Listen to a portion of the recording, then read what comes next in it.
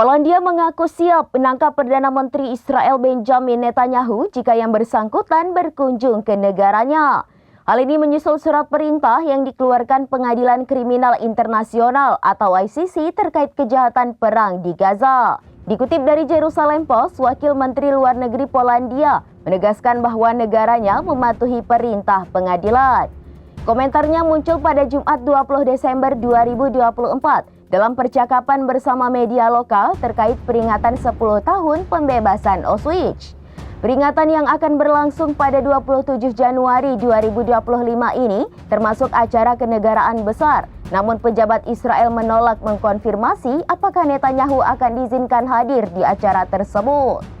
Kemungkinan lain adalah mengirimkan delegasi Menteri Pendidikan Yoav Kish. Sejumlah sumber mengatakan bahwa Polandia memberlakukan surat perintah ICC karena ingin melihat Presiden Rusia Vladimir Putin diadili.